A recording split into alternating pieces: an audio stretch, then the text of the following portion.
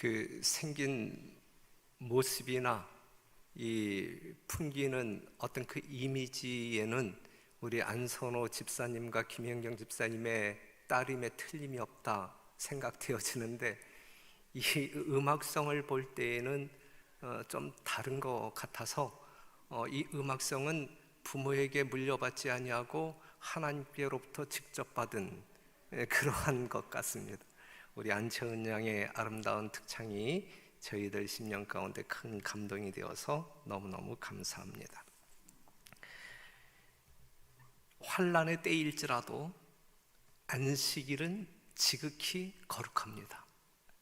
전혀 변함이 없는 것이죠. 여러분들이 만일 하나님의 분명한 자녀라면 어떠한 역경이 우리를 힘들게 한다 할지라도 이 안식일은 거룩하게 지켜져야 합니다. 이 일에 있어서 이 코로나 시기에 우리 모든 성도들이 결코 일탈하지 않게 되기를 바라고, 오히려 더 이 마지막이 가까움을 볼수록 안식일의 신성성과 하나님의 무한한 사랑 속에서 안식일이 온전하게 준수되어지기를 간절히 바랍니다. 10월 1일 다음 주 목요일이면 추석입니다. 올 추석은 기다림, 즐거움보다는 두려움, 또한 긴장, 한숨이 많은 그러한 명절이 될 것이라 예상되어집니다. 어두움의 현실에 여러분들의 시선이 집중되지 아니하고 영광스러운 재림의 그 예수님에게 여러분들의 모든 관심이 집중됨으로 말미암아 어두움 속에서일지라도 여러분들 심령 속에서 샘솟는 기쁨을 잃어버리지 말게 되기를 간절히 바랍니다. 그날이 얼마 남지 않았음을 우리는 확신합니다. 추석에는 오곡백과로 음식을 차려놓고 이 조상의 은덕을 기리는 제사를 드립니다. 이것을 우리는 차례라고 하고 또 뭐 이렇게 산에 가서 성묘도 하고 그렇잖아요. 오늘 이 시간에는 하나님의 자녀들이 하나님께 드리는 제사에 대해서 잠깐 살펴보고자 합니다. 이 추석에 즈음하여 추석에 드리는 제사와 관계해서 하나님의 백성이 하나님께 드리는 제사에 대하여 살펴보고자 합니다. 기독교는 제사의 종교다라고 말할 수 있어요. 특별히 재림교회는 말이죠. 범죄한 이후부터, 아담과 하와가 범죄한 이후부터 시작된 선악의 대쟁투, 이 선악의 대쟁투가 종결되는 그 순간까지 우리는 하나님께 제사하며 살 수밖에 없는 사람들입니다. 하나님이 인류의 구속을 위하여 제정하신 제도가, 인류의 구속을 위하여 여러분들의 구원을 위하여 제정하신 제도가 바로 제사 제도이기 때문에 그렇습니다. 그래서 성경에 나온 부조들은 뭐 아브라함이라든지 노아라든지 이러한 분들은 가는 곳마다 뭘 쌓았다 그랬어요? 단을 쌓고 하나님을 제사했다. 그 다음에 우리가 이스라엘 백성들의 삶을 보게 되면 그들은 매일 아침 저녁으로 하나님께 제사를 드리는 삶을 살아갔잖아요. 그렇기 때문에 하늘 백성들의 삶은, 우리들의 종교는 바로 이 제사의 종교다라고 말할 수 있어요. 오늘 이 시간의 설교 제목은 드리려거든 여호와 앞에 연락하시도록 드릴지어다. 기왕에 여러분들이 드리고자 한다고 하게 되면 하나님께서 기뻐 받으시는 그러한 제사를 드리자. 이것이 포인트가 되겠습니다. 누구든지 여호와께 예물을 드리려거든. 아담에게 위임된 희생 제도도 그의 후손들에 의하여 왜곡되었다. 미신, 우상숭배, 잔인, 방탕이 하나님께서 지시하신 단순하고도 의미심장한 봉사를 부패시켰다. 우상숭배자들과의 오랜 교제를 통하여 이스라엘 백성들은 많은 이교의 습관들을 그들의 예배에 혼합시켰다 그랬어요.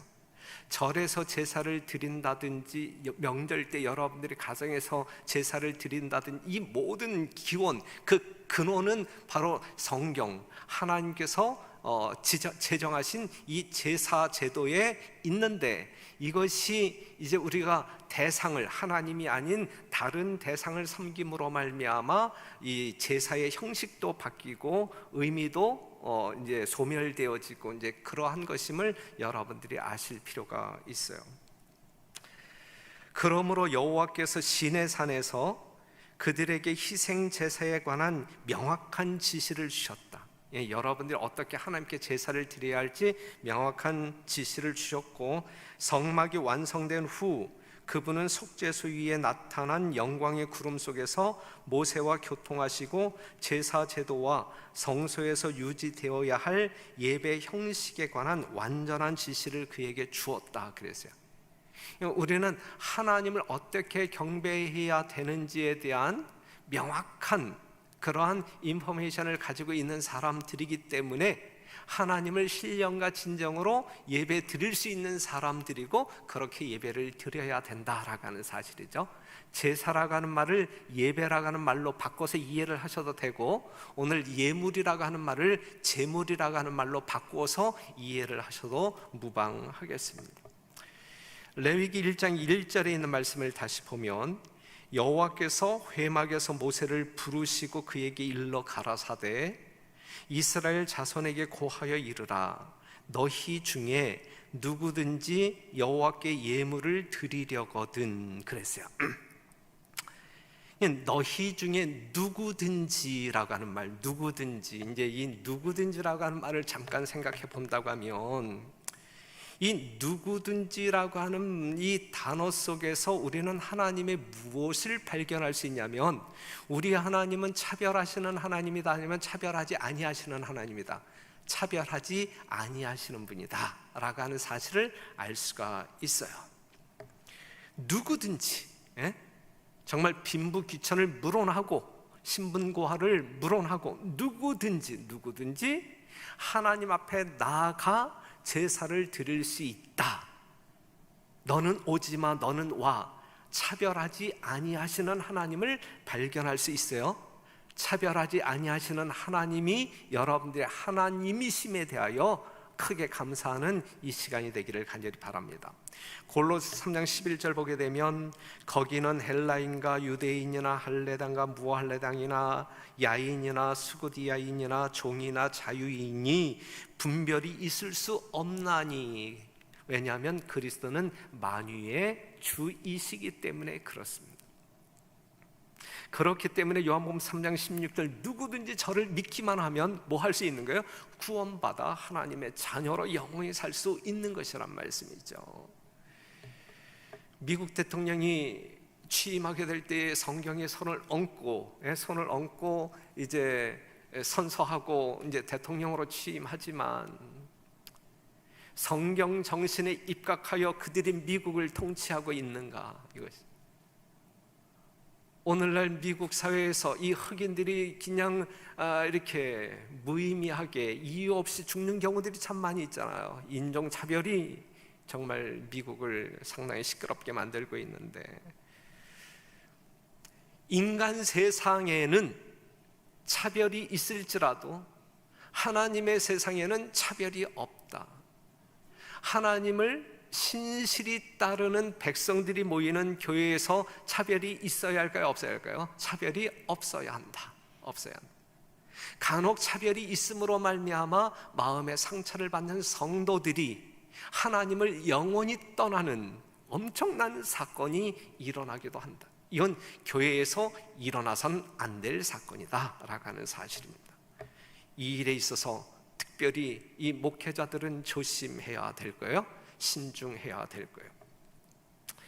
하나님께는 차별이 없으시다. 그렇기 때문에 하나님의 교회도 뭐가 없어야 된다? 차별이 없어야 된다. 우리 별내교회는 어떠한 사람도 차별하지 아니하는 그리스도의 아름다운 사랑으로 같은 형제를 누리는 그러한 아름다운 교회이기를 간절히 바랍니다.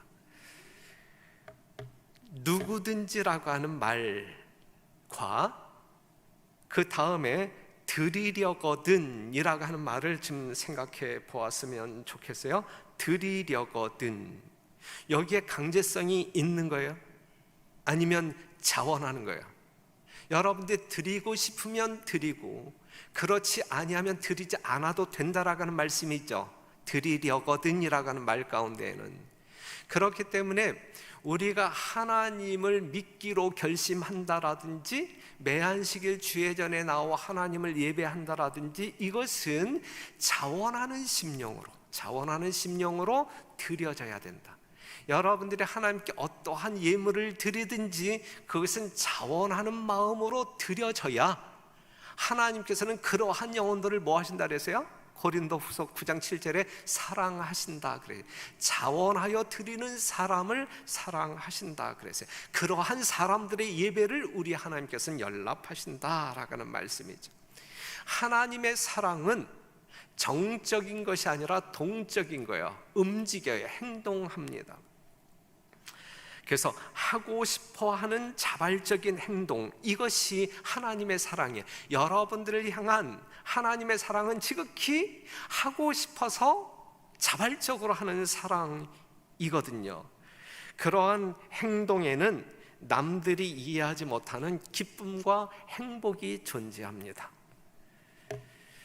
여러분들이 아시는 것처럼 죄인을 사랑하시는 예수님은 죄인을 살리기 위해 하나님이 보내심으로 말미암아 강제적인 굴종으로 말미암아 이 땅에 오신 것인가요? 아니면 스스로 자기를 비워 하늘 보좌를 버리고 이 땅에 오신 것인가요? 예수님이 이 땅에 오신 것은 자원하는 심령으로, 예?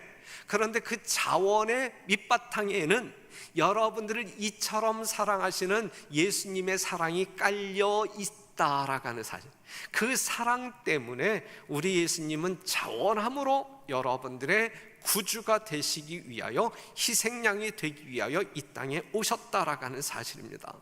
이러한 사실 하나 확인을 함으로 말미암아 우리는 하나님께 감사함으로 예배할 수 있는 것입니다.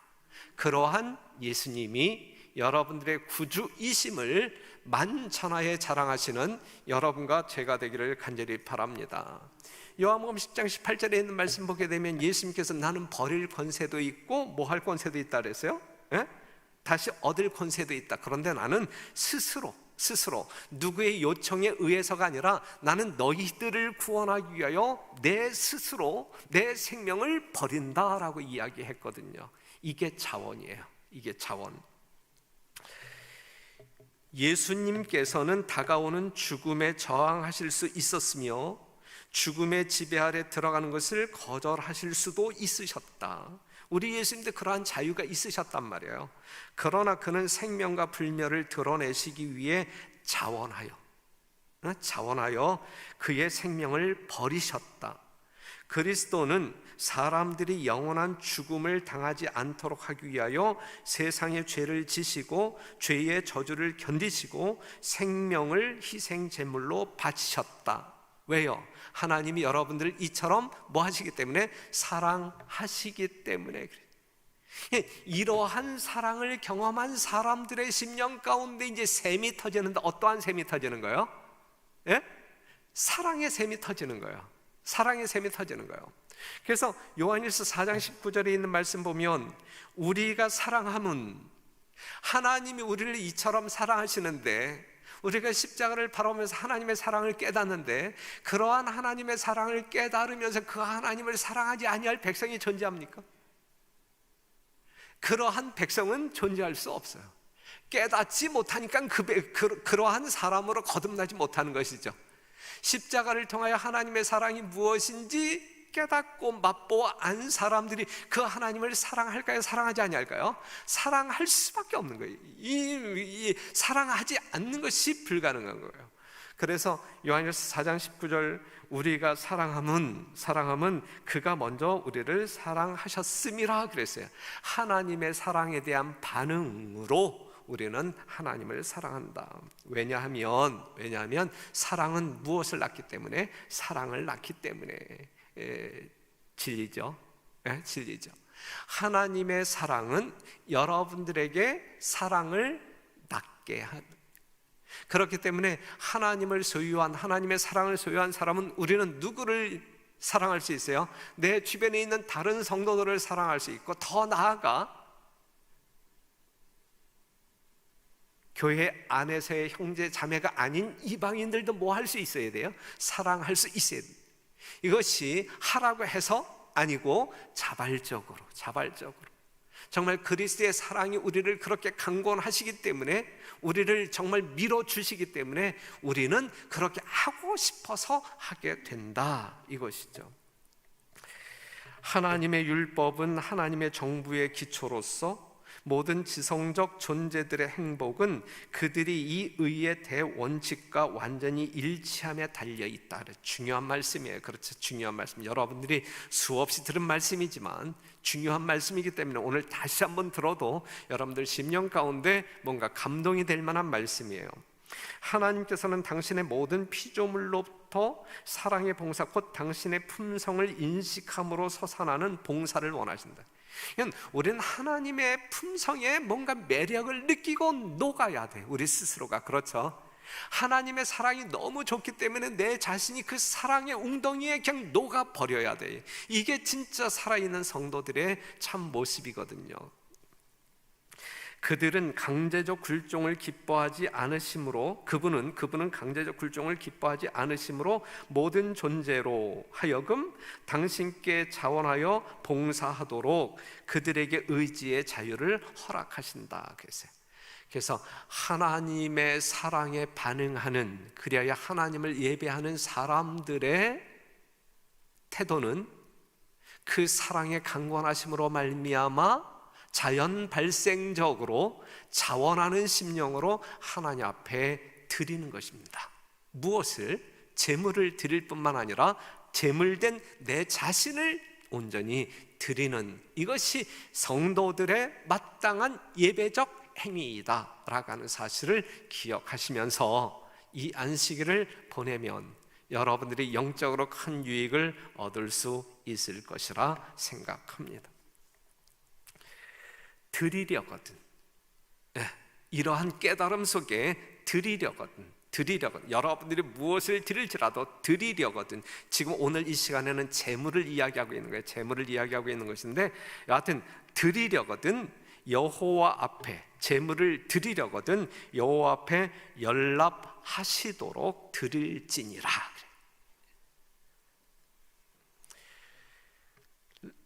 2절 3절에 있는 말씀 보면, 이스라엘 자손에게 고하여 이르라, 너희 중에 누구든지 여호와께 예물을 드리려거든, 3절, 그 예물이 소의 번제이면 흠 없는 수컷으로 회막문에서 여호와 앞에 연락하시도록 드릴지니라. 밑줄 친 부분만 다시 읽는다라고 하면, 누구든지 여호와께 예물을 드리려거든 여호와 앞에 연락하시도록 드릴지니라 그랬어요. 중요한 말씀이에요. 중요한 말씀. 조건이 있다는 이야기예요.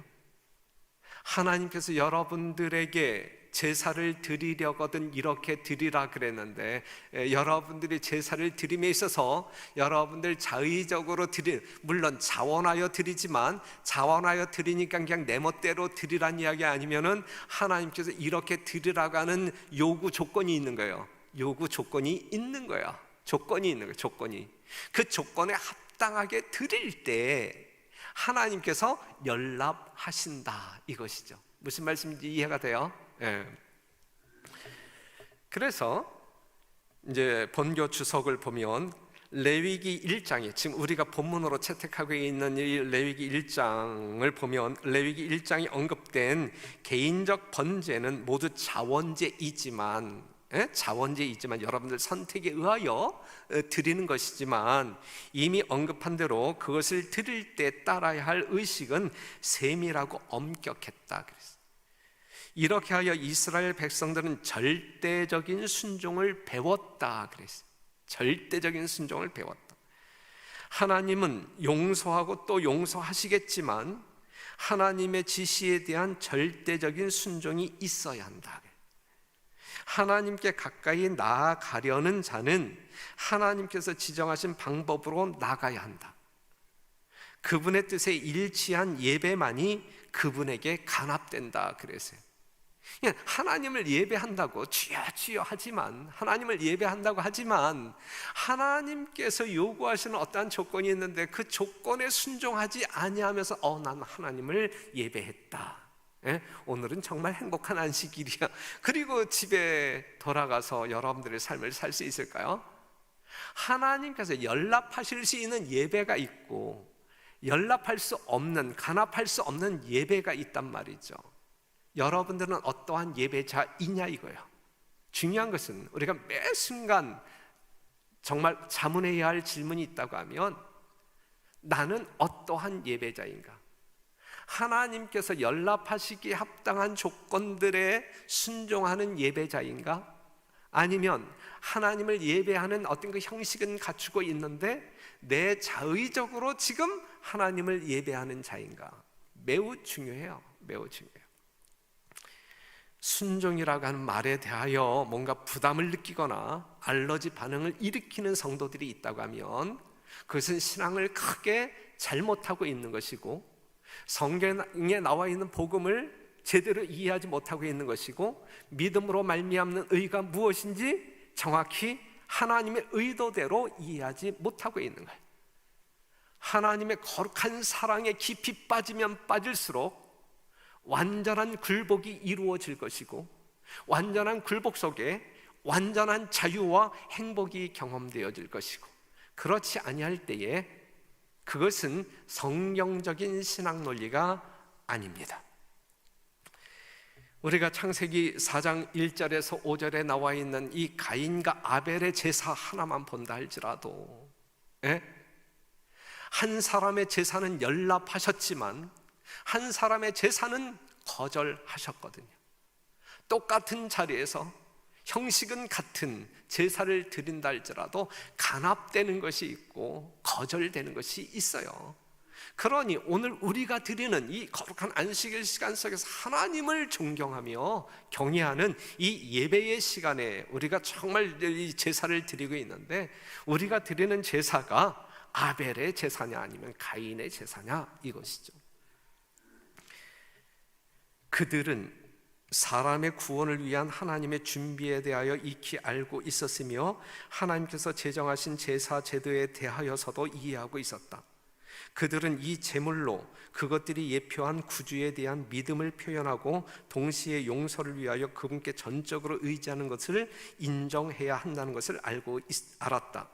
그리고 이와 같이 그들의 구속에 대한 하나님의 계획에 순응함으로 하나님의 뜻에 그들이 순종한다는 증거를 보이고 있다는 것을 그들은 알고 있었다.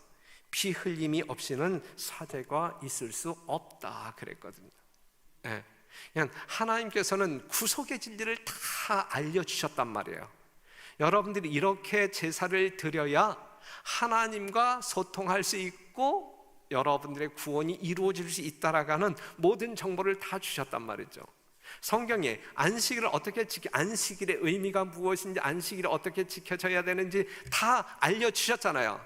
그러한 어떤 그 하나님의 분명한 요구, 거룩한 요구가 있음에도 불구하고 여러분들이 자의적으로 안식일을 해석하고 안식일을 준수한다고 하게 되면 여러분들이 진정한 안식일 교인이라고 말할 수 있을까? 그건 아니잖아요. 그렇죠? 예배도 마찬가지, 하나님께 제사를 드리는 것도 마찬가지다. 제사에 있어서 가장 중요한 것은 제물입니다. 예물입니다. 성경에 하나님의 백성들이 구별하여 하나님께 드렸던 제물의 종류는 소, 양, 염소, 집비둘기, 산비둘기, 때로는 참새가 있어. 참새. 제물이 있어야 한다. 성경에 나와 있는 제물의 종류가 틀리다 할지라도 이 모든 제물은 누구를 표상하고 있는 거예요? 예수님을 표상하고 있는 것이다.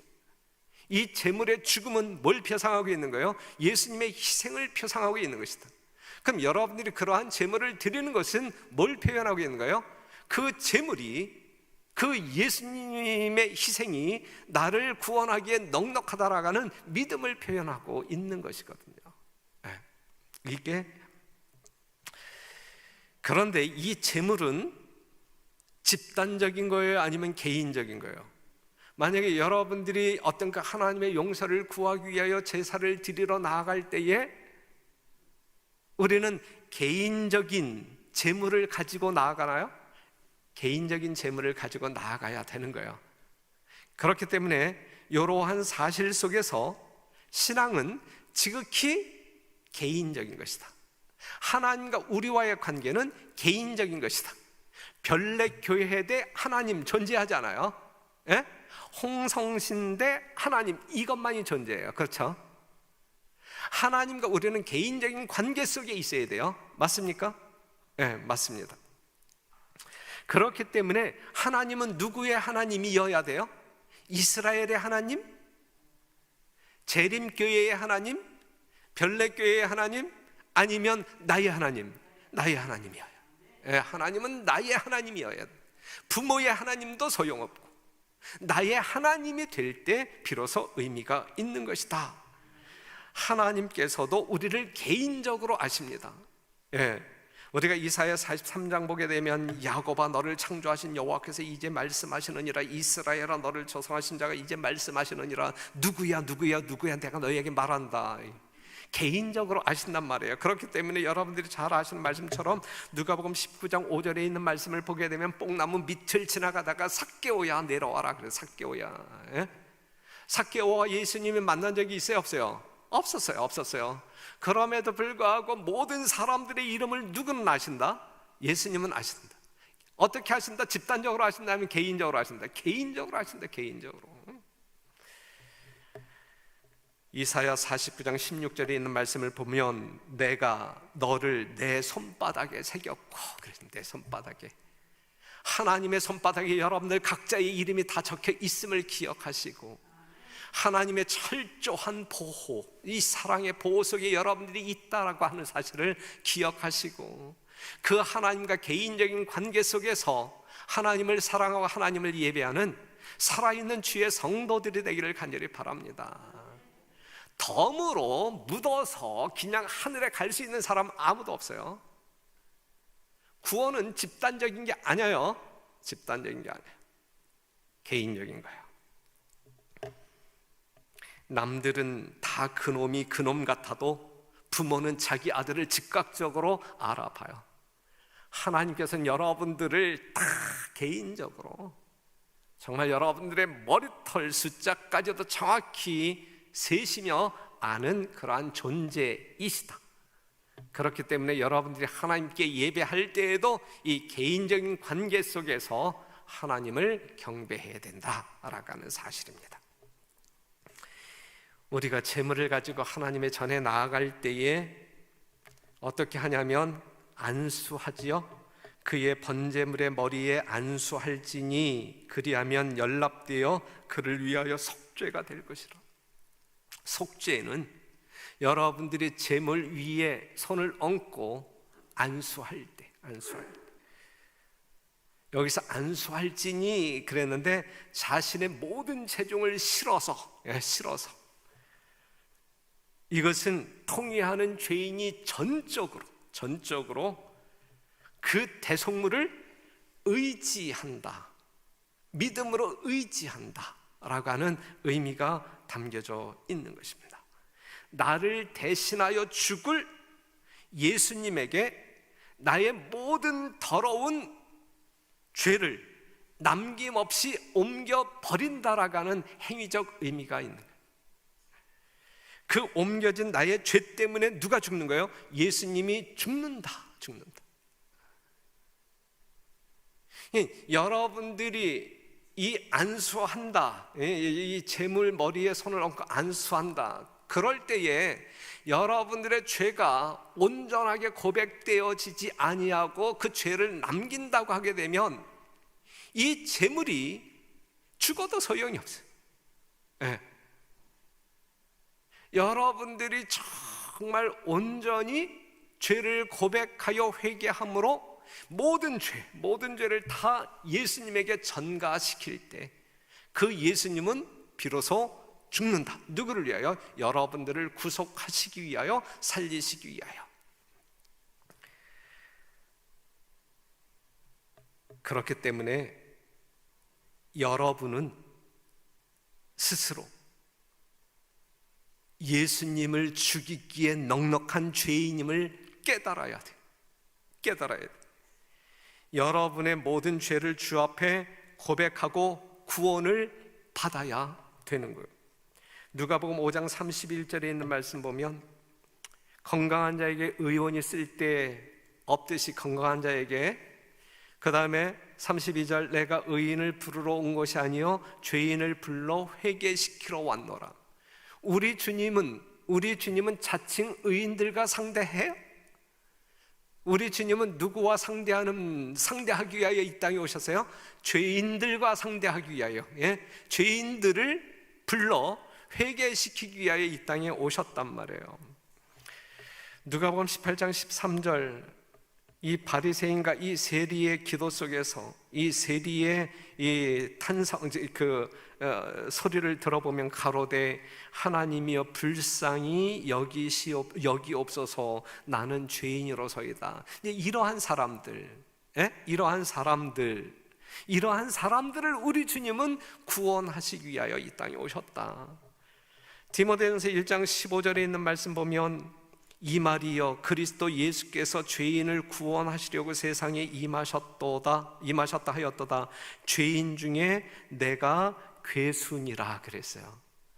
사랑하는 성도 여러분, 우리는 예수님을 죽이기에 넉넉한 죄인들임을 깨달아야 돼.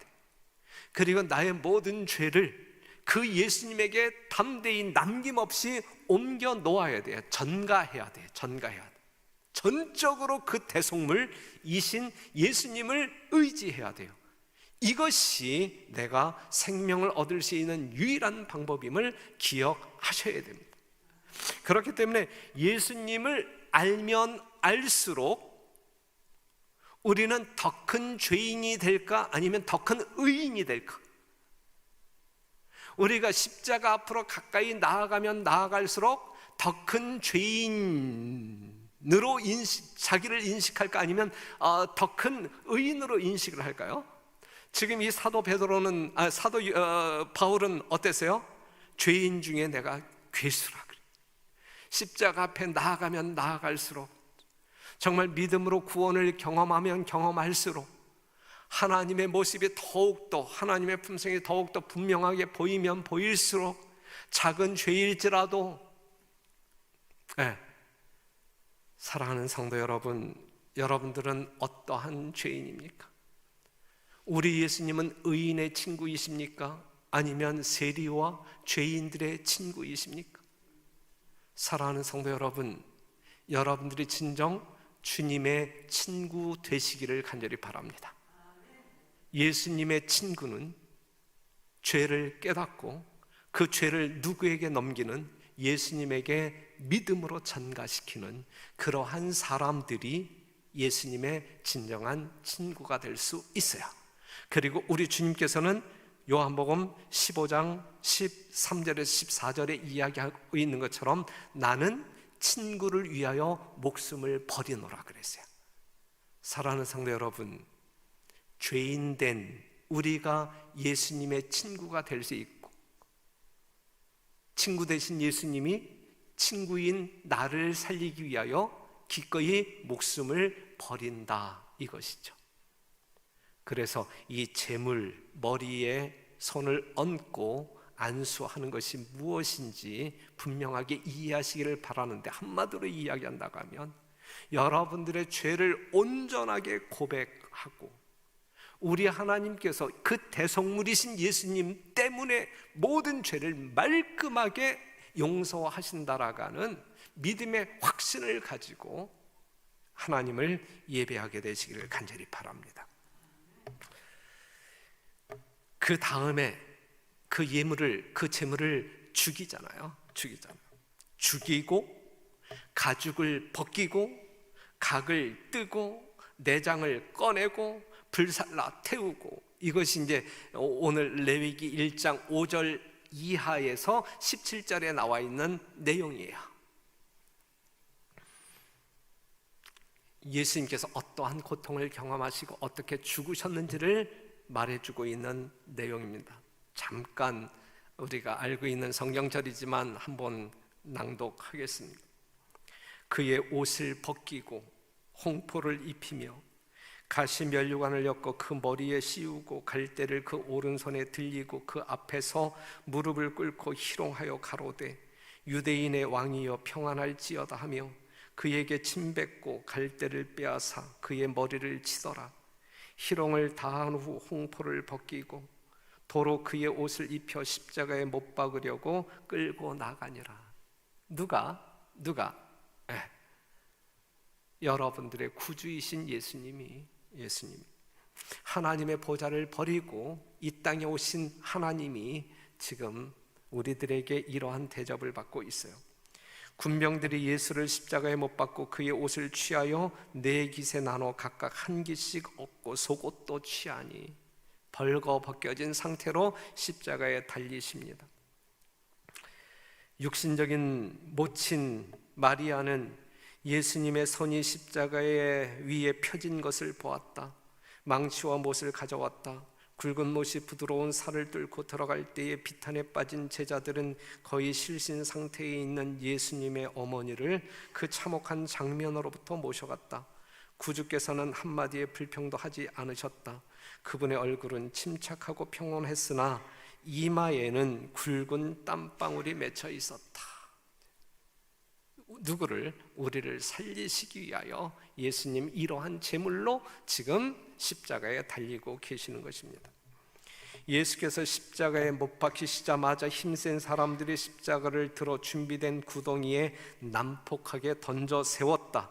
이것이 하나님의 아들에게 가장 격심한 고통을 주었다. 이 결과로 말미암아 오늘 우리가 하나님을 경배할 수 있는 하나님의 구원받은 성도들이 될 수 있었던 거예요. 우리가 하나님을 예배할 때 이러한 제물에 대한 믿음이 있어야 되는 거예요. 이 제물, 정말 이 제물이 이러한 희생을 통하여, 예수님이 이러한 희생을 통하여 우리가 하늘 백성으로 존재한다라고 하는 분명한 믿음이 있어야 되는 거예요. 거기엔 감사가 있어야 되고 기쁨이 있어야 되고 하나님께 영광을 돌리는 온전한 예배의 정신이 있어야 된다, 이것이죠.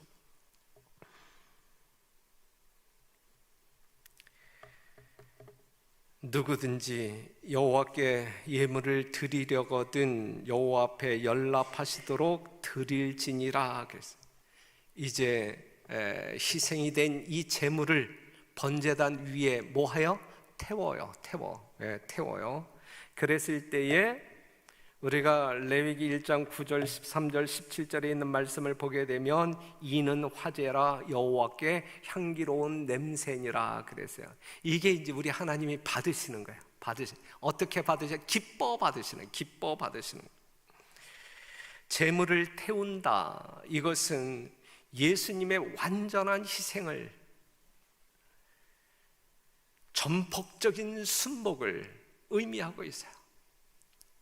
예수님이 여러분들을 구속하기에 넉넉한 필요 충분 조건을 다 이루심으로 말미암아 예수님의 전폭적인 남김없는 순종을 통하여 구속이 완성되어 그것으로 인하여 그 제물이신 십자가에서 죽으신 그 예수님을 보실 때에 우리 하나님이 이제 연락하시는 거예요.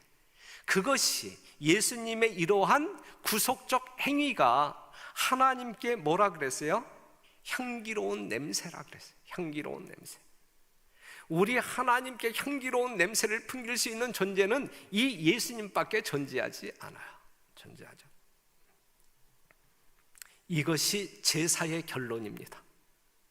이것이 제사의 결론입니다. 이것이 죄인된 우리를 구원할 수 있는 유일한 방법이기 때문에 그렇습니다. 예수님의 자원하는 희생으로 이 일이 성취되었기 때문에 우리 하나님께는 정말 기쁨으로 받을 수 있는, 연락할 수 있는 향기가 될 수 있는 거예요. 모든 제사, 제도가 그리스도를 상징하는 것이었으므로 그리스도를 떠나서는 아무런 가치가 없었다 그랬어요. 사랑하는 성도 여러분, 늘 강조하지만 안식일을 기억하여 하나님을 예배하기 위하여 이 성전에 들어오실 때에 여러분들은 분명히 개인적인 재물을 가지고 오셔야 돼요. 여러분들이 빈손으로 오시면 안 돼요. 지금 제가 말씀드리고 있는 것은 여러분들의 어떤 그 헌금을 이야기하고 있는 거 아니에요. 그것보다 먼저 오늘 이야기하고 있는 이 재물을 가지고 와야 돼요. 예수님을 가지고 와야 돼요. 예? 여러분들은 예수님을 소유한 백성이 되어야 돼요. 하나님을 경배하기 위해서, 신령과 진정으로 올바로 경배하기 위하여 여러분들은 바로 이 재물이신 예수님을 이 안식일 주예전에 가지고 와야 돼요. 가지고 와야 돼요. 그 믿음으로 와야 돼요. 그 믿음으로 예수님이 여러분들을 대신해서 죽으신 그 예수님을 믿는다라는 것이 무엇인지 알고 정말 그 사랑을 맛본 자로, 정말 그 예수님 때문에 내가 구원받았음을 확신하고 그 예수님을 보내주신, 나를 위하여 죽게 하신 하나님을 경배하기 위하여 이전으로 나와야 해요. 그렇게 되면 여러분들은 안식일, 이 거룩한 예배에 참여할 때에는 반드시 이 제물을 가지고 나와 하나님 제단에 드려야 합니다. 드리려거든 여호와 앞에 연락하시도록 드릴지니라 그랬어요. 예수 믿고 구원을 얻으라는 말이에요.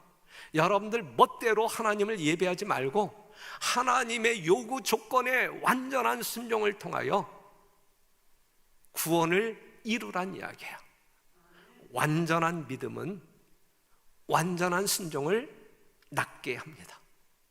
그것이 우리들의 신앙이어야 합니다. 이러한 제물이 하나님께 이제 그 향기가 되었단 이야기는 바로 이 예수님 때문에 영혼들이 이 구원의 반열에 들어올 수 있다, 이 말씀이잖아요. 그렇죠? 그렇기 때문에 우리 하나님이 기뻐하실 수 있는 이유는 무엇이냐면 죄인 하나가 회개하고 하나님께 돌아오는 그 기쁨을 하나님께서는 예수님의 희생을 통하여 뭐 하는 거예요? 경험하시는 거예요. 결국은 이 제물로 인하여, 이 제사로 인하여 영혼이 거듭나잖아요. 영혼이 구원받잖아요. 구원받은, 예수님 때문에 구원받은 그 영혼, 여러분들이 하나님의 품으로 돌아오는 그 모습을 보게 될 때에 우리 하나님은 마냥 즐거울 수밖에 없는 거예요. 이것이 주인의 기쁨이에요. 이것이 누가복음 15장에 나와 있는 탕자의 비유 속에 나타난 아버지의 기쁨이에요. 이러한 기쁨이 우리 하나님께 매 안식일 올려져야 된다라고 하는 사실이죠. 이러한 믿음이 있게 되기를 간절히 바라고, 여러분 개개인이 정말 이 마지막 때에 서 있다라고 하는 분명한 사실을, 이 시간적인 압박을 경험하면서 하나님 앞에 온전한 제사를 드리기 위하여, 하나님께 간합되는 제사를 드리기 위하여 모든 노력을 경주하시는 살아있는 주의 백성들 되기를 간절히 바랍니다. 우리 하나님께서는 가장 기뻐하시는 것이 뭐다 그랬어요? 돌아오는, 회개하고 돌아오는 영혼이다라고 하는 사실. 그래서 마지막으로 강조합니다. 시간이 얼마 남지 않았어요. 실제적으로 우리가 정말 이 코로나 어려운 상황이지만 전도회를 하려고 합니다. 연초부터 여러분들에게 개인적인 구도자 적어내라 등등등등 우리 선교회장이 나와가지고 뭐 이 수없이 이제 강조하다가 이제 뭐 이 대면 예배가 멈춤으로 이제 그것이 이제 흐지부지 된 것처럼 여러분들이 인식하고 있을지 몰라도 살아있는 여러분들 심령 가운데 그래도 꿈틀거리는 영혼 구원의 열정이 여러분들 스스로의 어떤 그 개인적인 활동 속에 발휘되고 있으리라 믿습니다. 그때 이 전도회가 시작될 쯤에는 그래도 지난번처럼 1부, 2부 예배 형식의 어떤 그 대면 예배가 지금 진행될 거라 믿음으로 지금 이렇게 기대하면서, 그렇게 되면 여러분들이 정말 이 전도하고 싶은 그 영혼들을 이 현장으로 인도해 주시기를 당부드리고, 그러기 위해서는 지금부터 여러분들이 어떠한 영혼을 교회로 하나님께로 이끌고 갈까 정말 이렇게 계획 세우고 기도하면서 준비해 주시기를 바라고, 그분이 만약에 이 교회까지 오는 것을 부담스럽게 여긴다고 하면 여러분들이 간단한 다과라도 차려놓고 오늘 우리 집에 좀 와 이렇게 한 다음에 실시간 방송으로 이 전도회에 참여할 수 있고, 그것도 응하지 못할 그러한 먼 거리에 있는 사람들이라고 하게 되면 이제 우리가 실시간 방송으로 이제 진행을 할 것인데, 우리가 지금처럼 여러분들에게 실시간 방송을 주소, URL 주소를 여러분들에게 보내줌으로 말미암아 여러분들이 가정에서 그냥 클릭만 하면 볼 수 있는 것처럼, 그런 식으로 이번 전도회는 운영하려고 하니까 모쪼록 여러분들이 정말 이제는 그냥 마구잡이로, 정말 뜸들이지 말고 뭐 눈치 볼 것 없이 그냥 꾹꾹 눌러 가지고 이 전도회에 참여시킬 수 있는 그러한 특별한 전도회가 되었으면 참 좋겠습니다. 이해가 되시죠? 여러분들이 이 매일의 연재를 보게 되면 총 주제는 이제 부족함이 없는데인데, 이제 매일의 연재를 보게 되면 그 누가복음 15장 이 탕자의 비유에서 뭔가 이 기별을 뽑아내신 것 같아요. 상당히 이 제목만 봐도 이 감동이 있고 기대가 되는데, 부족함이 없는데, 둘째 날에는 풍족한 집을 떠났네, 세 번째 날에는 집으로 돌아올 때, 그 다음 날에는 환영하는 아버지, 그 다음에 기쁨의 잔치. 뭔가 이렇게 느껴지잖아요. 뭔가 벌써 감이 오잖아요. 그렇기 때문에 뭔가 기대감을 가지고 이번 전도회에 적극적으로 참여해 주시기를 바라요. 한 영혼일지라도, 여러분들이 교회에 모시고 오지 못한다 할지라도 여러분들이 이 방송을 뭔가 나누어 줄 수 있는 어떠한 대상들을 만들면서 준비하게 되시기를 바라는데, 며칠 남았냐면 23일 남았어요. 23일 남았어요. 23일 동안 잘 준비하여 성령의 폭발적인 역사로 하나님께 큰 영광을 돌리는 아름다운 전도회가 될 수 있도록 협력하시고 노력하시는 여러분과 제가 되기를 간절히 바랍니다.